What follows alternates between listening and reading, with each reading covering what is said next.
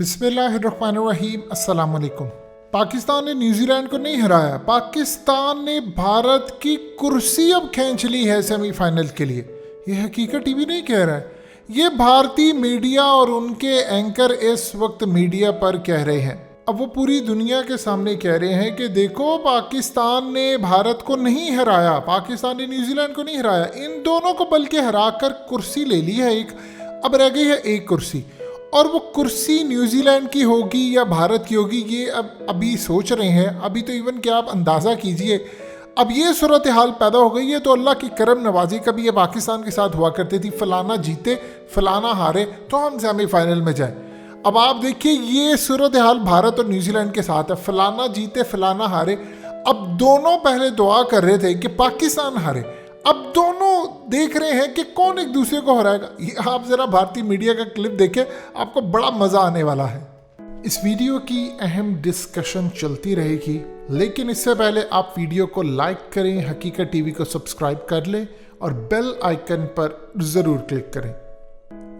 और एक धमाकेदार मुकाबला देखने को मिला और तारीफ करनी होगी कि लगातार दूसरे मुकाबले में भी शानदार प्रदर्शन देखने को मिला पाकिस्तान से। हालांकि संघर्ष किया और मिडिल ऑर्डर भी थोड़ी सी टेस्ट हुई, लेकिन एक अच्छी जीत यहां पर पाकिस्तान की और पूल में एक बार फिर टॉप में पहुंच गई है। और एक बात तो तय है कि यहां से अब पाकिस्तान को 3 आसान मैचेस खेलने और पाकिस्तान का सेमीफाइनल में पहुंचना तय माना जा सकता है। इसका मतलब क्या हुआ? इसका मतलब ये हुआ कि अब सेमीफाइनल के लिए इस पूल से सिर्फ एक ही कुर्सी बची हुई है और उस कुर्सी के लिए ज्यादातर जो लड़ाई दिख रही है यहां पर वो भारत और न्यूजीलैंड के बीच दिखाई दे रही है। लेकिन फिलहाल इस बारे में हम आगे जाएंगे, क्योंकि ये भविष्य की बात है। जो मौजूदा यहां पर देखने को मिला वो ये देखने को मिला कि न्यूजीलैंड ने न्यूजीलैंड पर एक शानदार जीत दर्ज की। पाकिस्तान ने 5 विकेट 135 रनों का लक्ष्य था 135 और 18.4 ओवर में 135 रन 5 विकेट के नुकसान पर। और जो छठे विकेट के लिए अर्धशतक की साझेदारी भी हुई, शानदार साझेदारी देखने को मिली आसिफ और शोएब मलिक के बीच। एक अच्छी बल्लेबाजी, शोएब मलिक ने लंबे लंबे छक्के भी लगाए और तारीफ करनी होगी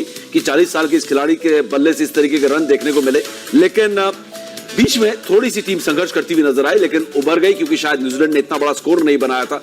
20-25 रन और होते तो शायद नतीजा कुछ और हो सकता था, इस मैच का हो सकता था। लेकिन क्या है ये कि पाकिस्तान ने 5 विकेट से इस मुकाबले को जीतकर अपनी सेमीफाइनल की कुर्सी लगभग पक्की कर ली है। आरपी बिल्कुल, जो आपने बात की, अगर आज का मैच देखो पाकिस्तान का, तो खिलाड़ी वो ज्यादा चमके जो पिछले मैच में जिनको गेंदबाजी में भी उतना खास नहीं किया, जिसमें रऊफ की बात करूंगा, 4 विकेट प्राप्त की, अच्छी गेंदबाजी की। पर सबसे जो अहम बात आज के मैच से देखने वाली थी कि आपका मिडिल ऑर्डर कैसा खेलता, क्योंकि कई बार चर्चा भी थी और हम लोग जब शो भी कर रहे थे पाकिस्तान के साथ चैनल्स के साथ, तो उनका अभी तक मिडिल ऑर्डर में थोड़ी समस्याएं हो सकती हैं, पर आज वो समस्या बनी दिखी।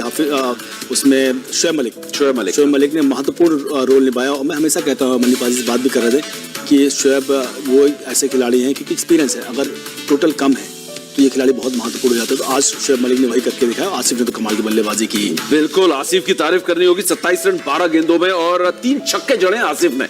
और खास बात यह थी कि आसिफ अली के चेहरे पर मुंह पे आके गेंद भी लगी बड़ी तेजी से टीम सऊदी की। उसके बाद उनको चक्कर भी आ रहे थे, फिजियोज भी मैदान में आए, डॉक्टर्स भी आए, चेक भी किया। लेकिन जज्बे और जुनून की यहाँ पर तारीफ करनी होगी आसिफ अली की कि टीम को पार लगाकर माने। और ये एक बहुत बड़ी बात होती है एक बल्लेबाज की। एक बड़ी पारी खेलने से कुछ काम नहीं होता जब तक आप पार ना लगाए, और ये काम आसिफ अली ने करके दिखाया। ओवरऑल पाकिस्तान के परफॉर्मेंस पर मन्नी पाजी की राय। अब बहुत बढ़िया क्रिकेट खेली है। देखिए, पहला मैच जो इंडिया के अगेंस्ट जीते ना, मुझे लगता है उसके बाद कॉन्फिडेंस लेवल इनका काफी हाई चला गया, क्योंकि आज जब 135 रन चेज कर रहे थे, एक समय ऐसा लग रहा था कि शायद ये चेज ना कर पाए, क्योंकि पिच से थोड़ी सी मदद थी बॉलर्स को। लेकिन उनको थोड़ा सा एक एडवांटेज जो मिला पाकिस्तान को, वो ये था कि बॉल गीली होनी शुरू हो गई थी, और वो डिसएडवांटेज रहा न्यूजीलैंड के लिए, क्योंकि एक समय तक तो न्यूजीलैंड ने पकड़ के रखा था इस मैच को, लेकिन जब बॉल बहुत ज्यादा गीली हो गई तो फिर उसके बाद उनके काबू में नहीं रही। उसका पूरा फायदा उठाया पाकिस्तान ने। लेकिन तारीफ करनी होगी जिस तरह की क्रिकेट उन्होंने खेली है, लेकिन इसका सारा श्रेय पहले मैच को मैं देता हूँ। वहां से वो जो कॉन्फिडेंस उन्होंने गेन किया है वो इस मैच में भी उतारा। बिल्कुल, और यहाँ पर पाकिस्तान ने बल्लेबाजी तो अच्छी की है, लेकिन 5 विकेट खो दिए, 135 रन उन्होंने बनाए। लेकिन थोड़ी गेंदबाजी की भी बात करनी होगी। लगातार दूसरे मैच में भी अच्छी गेंदबाजी। आरपी आपने शुरुआत ही कही कि गेंदबाजी बहुत अच्छी हुई, और खासकर हैरिस राव जिन्होंने 4 ओवर में 22 रन देकर 4 विकेट लिए। लेकिन ओवरऑल अगर देखें 6 गेंदबाजों का इस्तेमाल किया गया, जिसमें शाहीन शाह अफरीदी एक बार फिर अच्छी गेंदबाजी, 4 ओवर 21 रन। और खास बात यह कि शाहीन शाह अफरीदी ने 1 ओवर मेडन भी डाला। ओवरऑल अगर उनके गेंदबाजों का परफॉर्मेंसेस देखें आप, अगर हफीज को हटा दे, 2 ओवर में 16 रन दिए और रेगुलर गेंदबाज वो है भी नहीं। लेकिन अगर आप बात करें शादाब खान की, 3 ओवर में 19, हरीश राव 4 ओवर में 22, हसन अली ने 3 ओवर में 26, थोड़े से महंगी साबित हुए, करीब 9 के औसत से रन दिए और विकेट लेस भी रहे, लेकिन ओवरऑल बॉलिंग यूनिट एक अच्छी यूनिट की तरह पूरे यूनिट ने फायर किया है आरपी। बैलेंस तरीके से गेंदबाजी हो रही है। अगर आप समीप देखें कि पावर प्ले कितना महत्वपूर्ण होता है गेंदबाजी नजरिए से, उसमें काफी खरे होते हैं पाकिस्तानी गेंदबाज। पहला ओवर ही शाहीन शाह अफरीदी ने मैडन डाला, वो एक आपको टोन सेट करता है कि आपकी लय अच्छी है, आप मैच में प्रॉपर तरीके से इन्वॉल्व हो, आपका एनर्जी लेवल भी थोड़ा अगेंस्ट टीम से हाई है। और उसके बाद बाकी गेंद रॉफ को मुझे लगता था कि थोड़ा इशूज रहेंगे कि गेंदबाजी पर, यहाँ गेंदबाजी बहुत अच्छी की गति है इस गेंदबाज के पास और उसे चकमा भी दिया। गेंदबाजी में स्पिनर जब भी गेंदबाजी करना है, सिर्फ एक प्रोफेसर को छोड़ दें आप, इनका निकनेम है, उनको छोड़ दें तो आप बाकी गेंदबाजों ने काफी बढ़िया गेंदबाजी की, जिसकी वजह से न्यूजीलैंड ने कभी हाथ खोलने का मौका नहीं मिला। वहां पर मैं कहूँगा कुछ बल्लेबाज केन विलियमसन का आउट होना, जो रन आउट हुए समीप, वो बहुत बड़ा सेटबैक रहा न्यूजीलैंड के। अगर वो खेले होते शायद कुछ बेटर स्थिति में होते। बिल्कुल। बॉलिंग को कैसे आंकेंगे आप मनीपा जी पाकिस्तान के? नहीं, उनके पास एडवांटेज ये है कि उनके पास 6 बॉलर्स हैं। उनके पास ऐसा नहीं है कि केवल 5 ही बॉलर्स के साथ जा रहे हैं और किसी का ऑफ डे है तो फिर वो ढूंढे किसको कि किससे बॉलिंग कराए बाकी के ओवर्स। सो ये उनके पास एक बहुत बड़ा एडवांटेज है और ये इस मैच में भी देखने को मिला। लेकिन यहां पर हम पाकिस्तान के प्रदर्शन की चर्चा कर रहे हैं इसलिए क्योंकि पाकिस्तान का लगभग सेमीफाइनल पहुंचना तय है। इस बारे में दोनों एक्सपर्ट्स बताएंगे, हमारे क्रिकेटर्स मैदान में उतरे हुए हैं तो वही बताएंगे कि सेमीफाइनल पहुंचना तय माना जाए।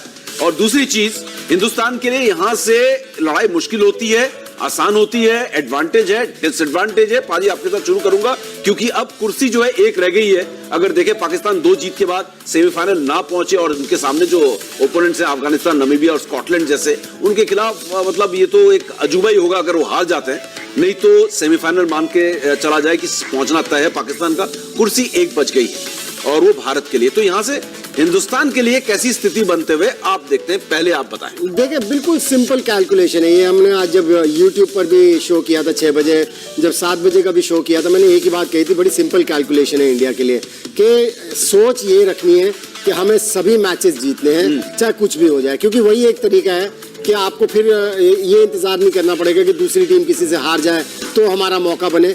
वो सोच कभी भी नहीं होनी चाहिए और वो सिचुएशन भी कभी नहीं आनी चाहिए किसी टीम के लिए। सो सिंपल कैलकुलेशन, सारे मैचेस जीतने पड़ेंगे। बिल्कुल, लेकिन एडवांटेज है या सारे मैचेस जीतना, ये एक बड़ा चैलेंज है। इस बारे में मनीपा जी को और बताना पड़ेगा हमको, और आरपी से तो अभी बात नहीं की है, आरपी से भी पूछेंगे इस टीम के लिए, क्योंकि इन पूरे खिलाड़ियों के साथ आरपी खेल चुके हैं और मेंटोर के साथ तो ये वर्ल्ड कप भी जीत चुके हैं। तो यहां से टीम इंडिया के लिए कितनी बड़ी चुनौती है सारे मैचेस जीतना, क्योंकि पाकिस्तान 2 मैचेस जीतकर सेमीफाइनल पहुंचेगा, ये तय है। आपने देखा क्लिप। अब देखिए, सबसे ज्यादा इंटरेस्टिंग सूरत हाल ये है कि पाकिस्तान इंशाल्लाह सेमीफाइनल में चला गया है, लेकिन हम अगर सारे मैचेस जीत कर जाएंगे तो सेमीफाइनल में आने वाली जो टीम है बेसिकली वो नर्वस हो जाती है। तो पाकिस्तान के पास अब चांस है और ये पाकिस्तान ने काम नहीं करना जो 1999 में काम किया था, पर उसमें तो बहुत सारी सूरत हाल और थी। आज तक उसमें मामला डिफरेंट रहते। बांग्लादेश से मैच हार गए, जानबूझकर हारे, जैसे भी हारे।